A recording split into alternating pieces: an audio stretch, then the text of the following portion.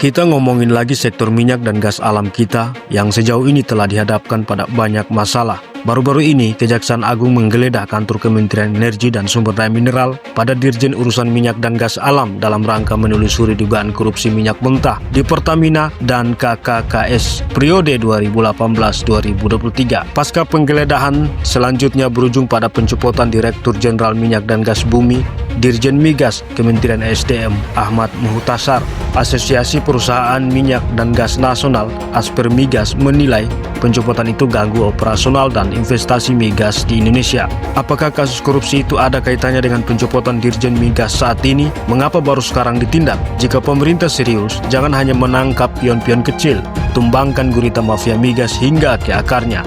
Lalu apakah kritik Aspermigas itu berarti buat kelangsungan energi atau hanya sesungguhnya ingin memperlemah pemerintah? Mari kita masuk lagi ke dalam rumah agar jangan hanya sekadar di pintu gerbang. Kita semua tahu bahwa minyak dan gas dapat menentukan harga produksi dan harga penjualan barang maupun jasa. Sebab itu dalam pandangan modern, kendali minyak dan gas bisa menjadi senjata ampuh perekonomian suatu negara. Tidak hanya militer tentunya. Itu sumber daya mineral, energi paling ampuh dan strategis yang sayang jika tidak dikelola dengan baik oleh negara yang kaya ini. Perang Rusia versus Ukraina jelas menunjukkan bagaimana tekanan ekonomi dari Rusia terhadap Eropa begitu masif. Rusia bermain dengan gas alamnya. Di tengah produktivitas minyak mentah, Amerika Serikat dan dunia hadapi banyak tekanan internal maupun eksternal yang hambat peningkatan produktivitas. Di saat Amerika Serikat teriak soal loyalitas negara-negara sekutunya di Eropa, respon Eropa justru cenderung main aman. Rusia sukses membuat ketergantungan di Eropa, terutama di Eropa Selatan. Negara-negara seperti Jerman tak bisa bertindak terlalu keras, takut kalau Rusia akan menghentikan ekspor energinya. Akhirnya, Amerika Serikat dibiarkan sendiri mendukung Ukraina. Itulah permainan sumber daya alam strategis yang diperlihatkan oleh Rusia kepada kita sekarang. Lantas, apakah Indonesia mampu mencontohi negara beruang itu?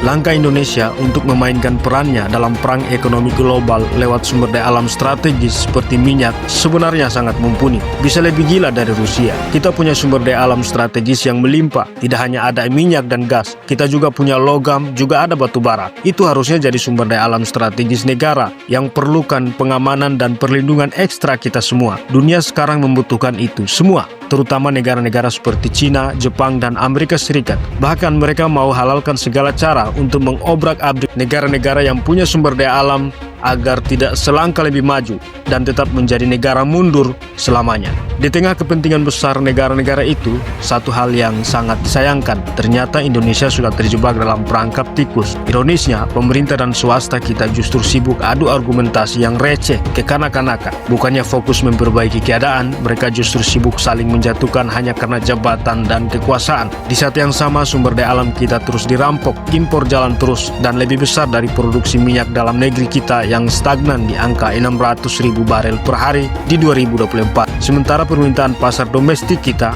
masih kurang, perlu 900.000 atau 1 juta barel bahkan lebih per hari. Baru kita tidak lagi bicara impor, boro-boro kita mau jual keluar alias ekspor. Kebutuhan dalam negeri saja harus impor. Sebelumnya, ada kabar baik. Pemerintah ingin tekan konsumsi energi nasional lewat kelapa sawit, biar impor minyak turun kuota. Di 2024 lalu, Indonesia mau bikin biodiesel menjadi 35%, B35, dan berencana meningkatkan lebih lanjut menjadi 40% alias B40 pada tahun 2025. Pemerintah juga berencana meningkatkan produksi LPG domestik sebesar 1 juta metrik ton per tahun untuk mengurangi impor LPG. Dan kabarnya ada 15 ladang gas potensial yang mau diolah. Selanjutnya rencana itu hilang, tak ada kabar sampai sekarang. Memang benar bahwa Indonesia lebih suka bikin rencana dalam rencana, banyak omong tapi miskin tindakan di lapangan. Rampok gede, rakyat semakin menderita. Sektor minyak dan gas itu urat nadi perekonomian Indonesia, urat nadi perekonomian kita. Kalau uratnya rusak, yang busuk-busuk pasti kelihatan dong. Siapa yang bermain pada ketergantungan impor energi ini? Siapa yang untung dari impor minyak dan gas? Masa negara nggak tahu? Kan lucu. Lebih parah lagi, di tengah banyaknya tantangan yang ada aksi pencopotan Dirjen Migas tanpa penjelasan yang jelas. Berarti ada masalah dong dalam tata kelola energi kita. Jelas impor masih tinggi, itu masalah fatal. Dan kita hanya bertengkar sebagai negara yang melahirkan banyak konsumen. Menteri SDM seharusnya transparan. Apa yang terjadi dalam politik birokrasi di Kementerian SDM kita? Apakah benar itu akan mengganggu investasi? Atau bagaimana? Semua harus dijelaskan ke publik soal keputusan besar itu. Di sisi lain, investor juga tidak bisa hanya menyalahkan pemerintah. Investor harus sadar bahwa investasi di sektor migas bukan hanya tentang keuntungan semata, tetapi juga tentang tanggung jawab terhadap negara dan rakyat. Jika sedikit gangguan dalam birokrasi langsung membuat panik dan menunda proyek, maka kita secara langsung bisa tahu niat para investor yang justru terkesan hanya melihat profit ketimbang kepentingan jangka panjang dan keberlangsungan. Kita kan tahu semua banyak perusahaan migas yang menikmati berbagai insentif dan fasilitas dari negara, tapi kalau kontribusinya terhadap ekonomi nasional masih dipertanyakan, itu sama hanya tidak tahu terima kasih. Jangan menuntut kepastian hukum, tapi justru melanggarnya sendiri. Negara sudah kasih air untuk cuci tangan, lalu habis cuci tangan, masa negara yang harus meminumnya sendiri? Bukankah banyak dari swasta juga terlibat dalam praktek-praktek tidak sehat? Stop bicara kepentingan sendiri-sendiri, benahi itu masalah. Pengusaha, politisi, dan birokrasi nakal singkirkan. Itu benalu semua. Lihat makin banyak rakyat yang harapkan kecerdasan pemerintah dan swasta untuk mewujudkan pengelolaan dan pemanfaatan sumber daya alam yang berkeadilan.